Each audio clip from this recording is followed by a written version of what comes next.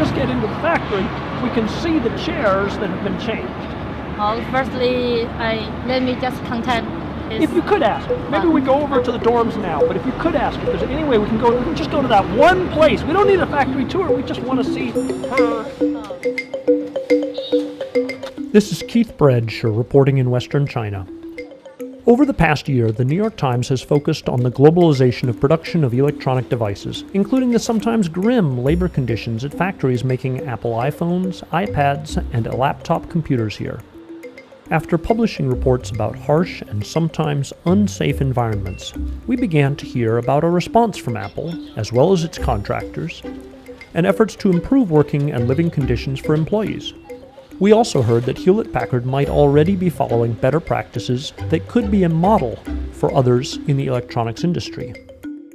We decided to come check if there were any real changes. We began our trip in the city of Chongqing in southwestern China at two factories, a very new model factory run by a company called Quanta and an older factory managed by a company called Foxconn, which has been in the news in the past year over harsh working conditions. Both factories are making computers exclusively for Hewlett-Packard. And the question is, if Hewlett-Packard can manage to improve working conditions, can the rest of the industry also do so? Companies like Apple and Hewlett-Packard don't own these factories. They contract with factory owners to have their products made. But as some of the largest customers in the world, they have significant influence over how the factories are run. We're trying to change, and again, it is not perfect. HP executive Tony Proffitt showed us around. There's one big change immediately evident. HP's new business model brings the factory to the workers.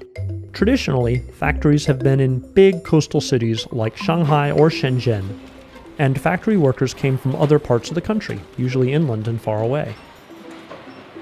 HP's factory in Chongqing is different. They built where potential employees live, and the factory does employ many locals. This allows workers to go home and see their families more frequently. I'm a local from Chongqing. We have 2 days off each week. We can go home every weekend since our home is near. Ah, your mother must think you are a good daughter.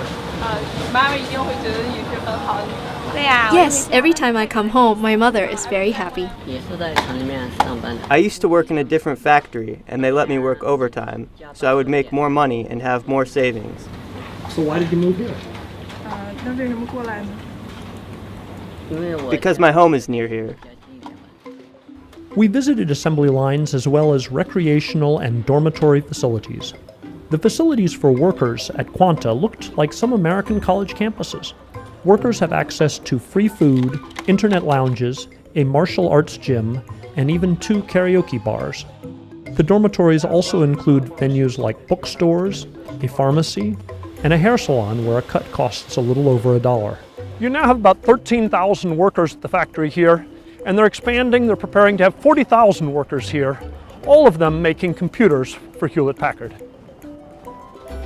Quanta and HP allowed us to spend roughly 8 hours walking anywhere and filming anything we wanted. They had warned us in advance that they might try to block us from filming, but in the end, we had full access. Now we're traveling on the high-speed train from Chongqing to Chengdu, from the Hewlett-Packard operations to the Foxconn operations for Apple. A fatal explosion took place there that the New York Times described in an earlier installment of the iEconomy series. One of the things we're going to try to do today is to follow up, to find out what changes Foxconn has made and what challenges lie ahead as Foxconn and Apple say they are trying to improve working conditions. We're at the Foxconn factory now in Chengdu in western China. It has 160,000 workers, and its most famous product is the Apple iPad. The Foxconn factory here did not allow us to come in, much less roam around freely. The 5 people we initially spoke to at Foxconn were pre-screened by the factory, and we had to interview them in a building just outside the factory gate. There we met Ms. Pugh, who told us that she has received 2 raises this year, and she has seen a change in corporate culture that began in February and March. Ms. Pugh told us about improved safety conditions, and she told us how the plastic stool on which she used to sit all day had been replaced with a chair with a very low back, and then with a second chair with a full height back that actually provided some support. I used to sit with my back straight all the time. When there weren't many things to do, I could not lean back or rest. But now I can. Yes, there have been changes this year. There are lots of training programs aimed at improving workers' professional skills and work ethic. Ms. Pugh then offered to show us her dormitory. 6 people live in a single dorm room.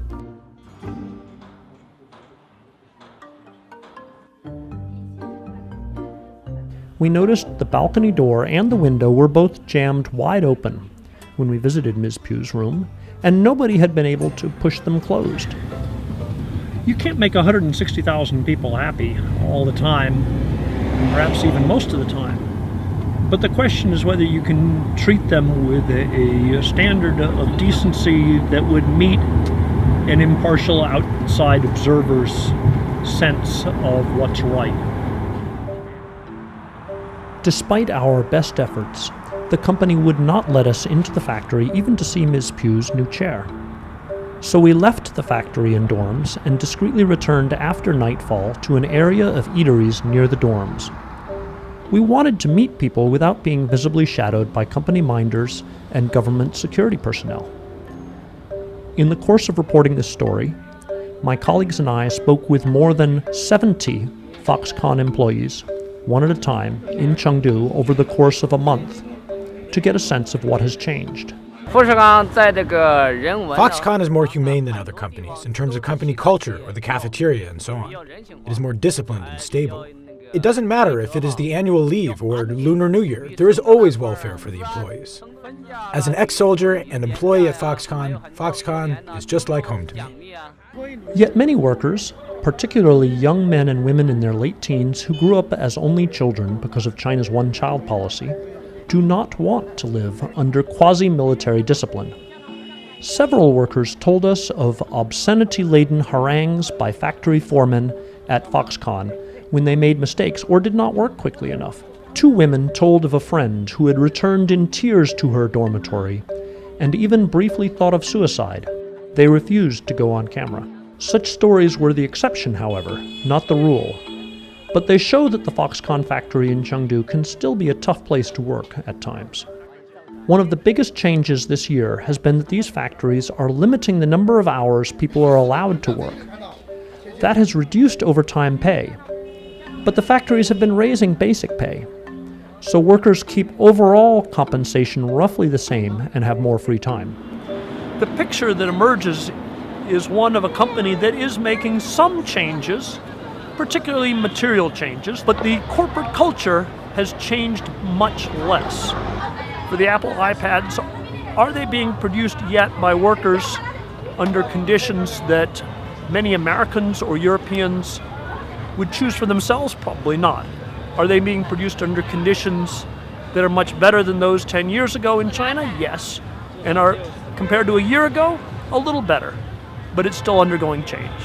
With Apple and HP contractors employing hundreds of thousands of people across China, the changes that they carry out here could become an example for manufacturers across China. For the New York Times, this is Keith Bradshaw in Western China.